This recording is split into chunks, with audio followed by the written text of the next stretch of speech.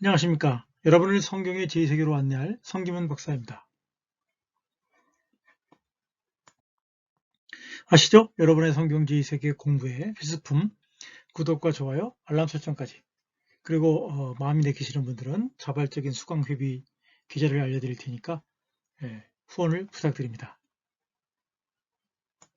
네, 안녕하십니까. 오늘 민수기 제2본문 시리즈에서는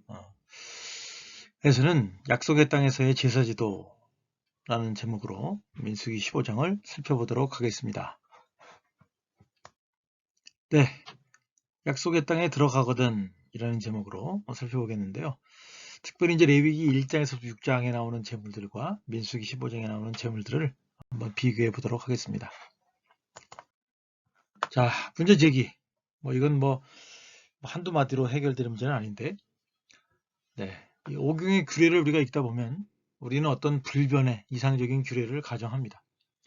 그러한 가정하에서 보면 비슷한 규례가 출애굽기, 레위기, 민수기, 심지어 신명기에서 등장하는데 또 동일하게 등장하지 않는다는데 우리가 놀라게 됩니다.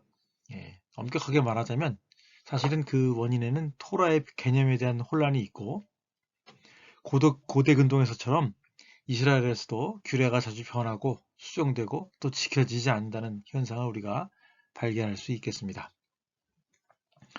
이 규례에 속한 설명들을 우리가 그냥 보면 영원할 것 같고 반드시 지켜야 할 것 같은데 실상은 그렇지 않았다는 것이죠. 이것을 설명하는 가장 일반적인 입장은 문서설이나 편집설에 따른 것입니다. 이러한 입장은 그 본문이 기록된 혹은 본문의 실제 배경으로 삼고 있는 그 상황이 시대가 다르고 사람이 다르기 때문에 다를 수밖에 없다. 혹은 그 대상이나 이념이 다르기 때문에 그럴 수밖에 없다라고 하는 입장을 취하기도 합니다. 물론 여기서 다 설명하고 논증할 수는 없지만 아주 간단하게 말하자면 제가 앞서 말씀드린 것처럼 이것은 어떤 전근대적인 법개념, 심지어 원시적인 법개념에 대한 이해의 차이.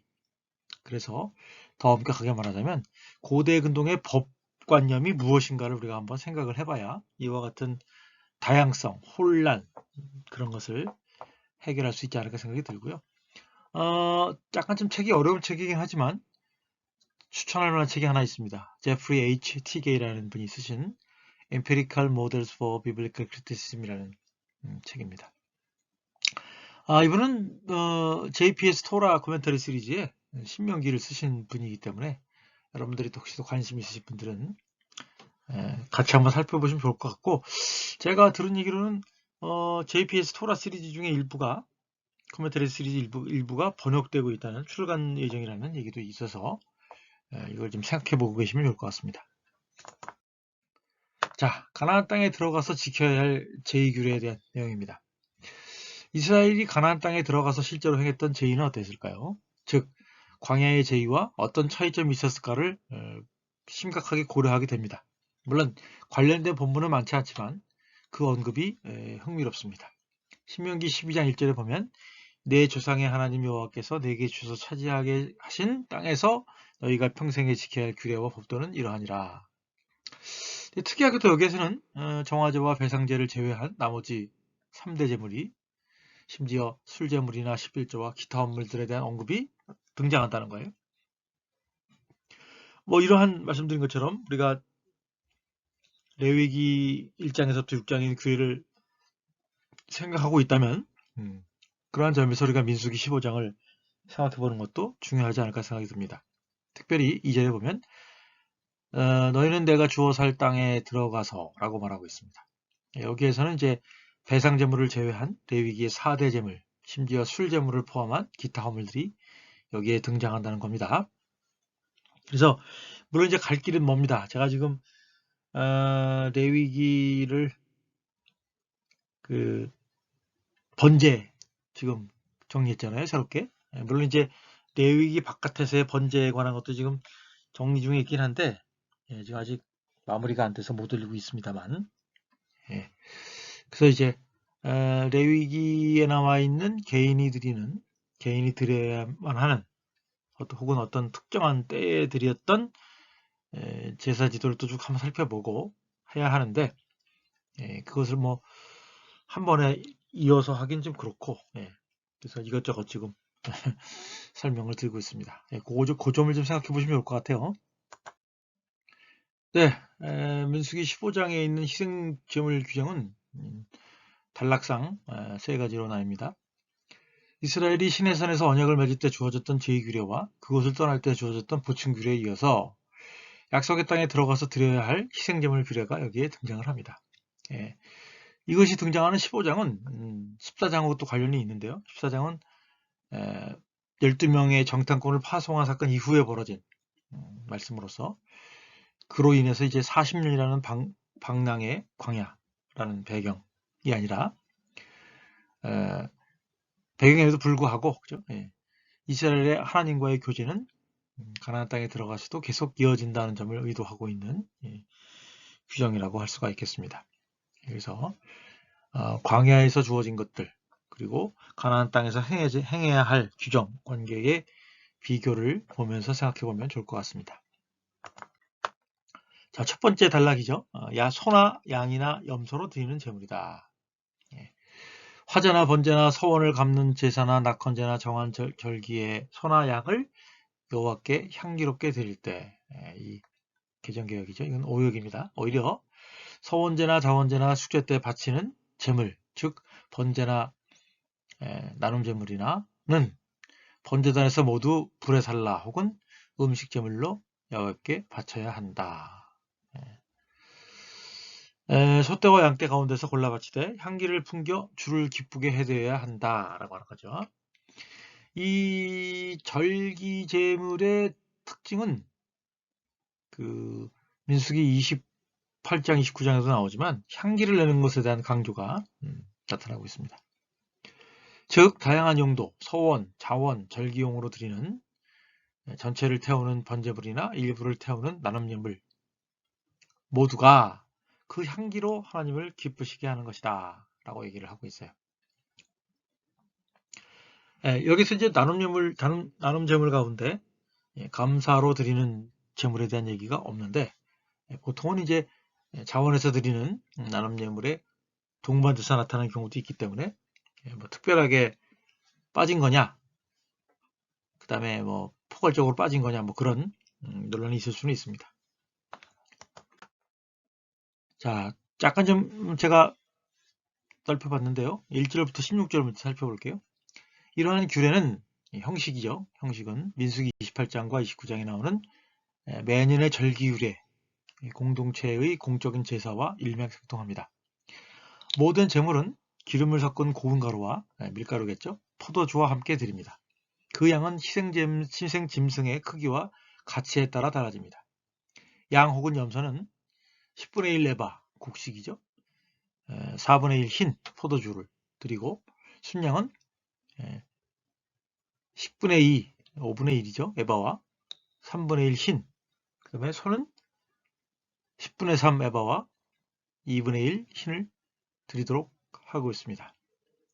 물론 이제 전제라고 하는 것이 술제물이고 부어드리는 제물이지만 제단에 직접 붓는지 아니면 주위에 붓는지는 논란의 여지가 있습니다.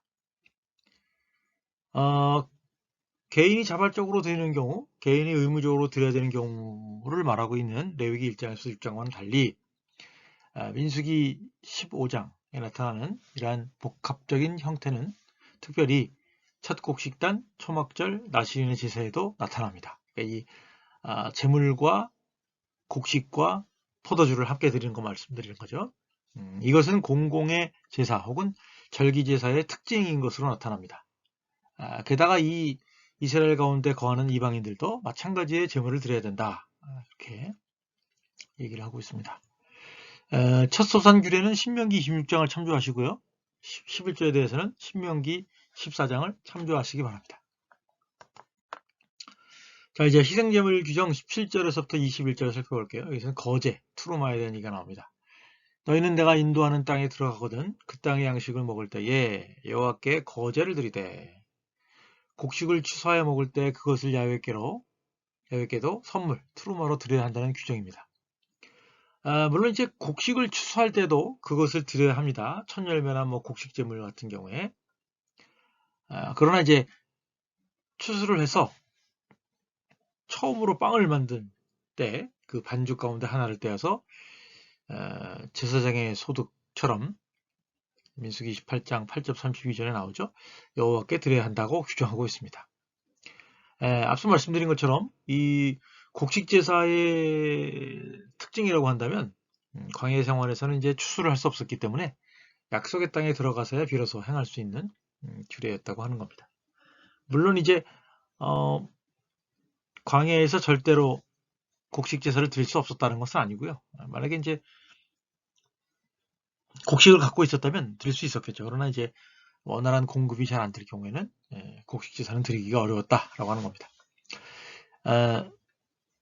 그러면 이제 사람들이 물어보시죠. 거제와 요제는 차이가 뭐냐?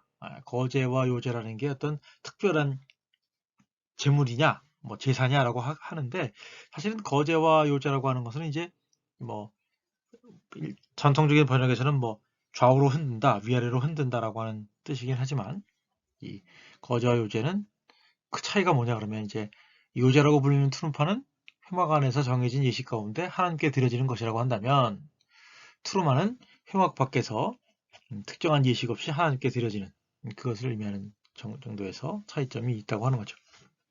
예. 자, 이제 22절에서 31절을 보면 회중의 부지 중의 범죄를 얘기하고 있어요. 너희가 그릇 범죄하여 여호와가 모세에게 말씀하신 이 모든 명령을 지키지 못하되 회중의 부지 중에 범죄하거든. 그래서 이제 그거는 세 가지로 나뉘죠. 상황에 대한 설명 22절에서부터 23절 약속의 땅에서 부지 중에 혹은 실수로 범죄한 경우 24절 28절은 실수로 범죄한 경우 거기에는 이제 회중의 범죄와 개인의 범죄로 나누게 됩니다. 그리고 이제 마지막으로 30절 31절은 의도적인 범죄를 얘기하고 있는데 실수로 범한 것이 아닌 경우에는 속죄하는 제사가 없고 죄를 받기 위해 드리는 제사가 없고 공동체로부터 추방을 당해야 한다라고 얘기를 하고 있어요. 자, 24절부터 26절이요. 회중의 범죄를 다루고 있습니다. 그것이 회중의 실수라면 번제물 수송아지 한 마리를 먼저 드리고 그 후에 정화제물 순염소 한 마리와 곡식제물과 술제물을 드려야 한다. 번제물은 태워서 그 향기로 번제물은 이제 온전히 다 태우는 거죠. 번제물은 태워서 그 향기로 하나님을 기쁘시게 하고 곡식제물을 번제단에 태워드리고 술제물을 드리고 정화제물은 회중의 죄로 오염된 번제단을 정화해야 한다라고 하는 거죠. 물론 이제 레위기적 문맥에서는 속죄제물을 먼저 드리고 그 다음에 번제제물을 드리는데 민수기 15장에서는 번제물을 먼저 드리고 나중에 이제 속죄제물을 정화제물을 드리는 것처럼 순서가 나타나고 있다는 거죠. 그런 점에서 독특하다고 할 수가 있어요. 그래서 아마 제가 볼 때는 순서상의 차이도 있겠지만 혹은 정화제물에 대한 부연 설명과 연관시켜서 정화제물에 대한 얘기를 뒤로 뺀 것이 아닌가 그런 생각도 합니다. 왜냐하면 25절에 사제가 정화제물을 드려서 이스라엘 백성 온 회중을 위한 예식을 올리면 그들은 죄를 용서받는다. 실수로 잘못을 저지른 것이므로 그들은 그의 제물을 야훼께 음식제물로 바치고 그들의 실수로 인하여 야훼 앞에 속죄제물을 바치는 것이다. 제가 그 공동번역 새번역을 제가 가지고 오면서 약간 덜 고쳤는데 여기 속죄제물은 정화제물을 의미하는 것입니다. 그런 면에서 제가 말씀드린 것처럼 이것이 과연 실제로 제물을 드리는 순서를 말하느냐 논리적인 입장을 말하느냐는 애매할 수가 있다는 거예요. 그리고 이 본문이 약간 좀 장황해서 번역하기가 약간 애매한 부분이 있는데 마찬가지로 순서와 관련해서 논란의 여지를 주고 있습니다. 또 여기서도 마찬가지로 온 회중에는 이스라엘과 함께 사는 이방인들도 마찬가지로 이 정화제를 드릴 수 있다고 얘기를 하고 있습니다. 네, 27절, 29절에서는 이제 개인의 범죄를 다루고 있는데요. 어떤 사람이 실수로 죄를 지었을 경우 1년 된 암염소 한 마리를 정화제물로 바쳐야 한다. 네, 레위기와의 차이점은 이제 민수기에서는 짐승의 나이를 특정하고 있다는 점이고요. 회중의 범죄와 앞단락에서 말하는 개인의 범죄의 경우에 대한 차이점은 이 개인에 드리는 재물로 한정하고 있고 여기에서는 그리고 간략한 과정과 동일한 결과를 언급하고 있을 뿐입니다. 그러면 제사장은 야훼 앞에서 실수로 죄를 지은 그 사람을 위한 정화제물을 번제단에 들여 태우는 예식을 올리면 그는 죄를 용서받을 것이다. 그리고 이제 또 나오는 것은 이스라엘 사람이나 이스라엘 가운데 거하는 이방인들이나 다 마찬가지다 라고 하는 말이 또 그 뒤에 붙어갖고 나옵니다. 네, 참고문헌은 바룩 레빈 민수기 1장부터 20장 주석이고요. 그리고 제이콥 밀그럼의 민수기 주석 다 참조하였습니다. 네, 감사합니다. 네, 오늘 공부는 여기까지입니다. 성경 제2세계 공부는 계속됩니다. 구독과 좋아요, 알람 설정까지 여러분들의 많은 제작 지원 부탁드립니다. 감사합니다.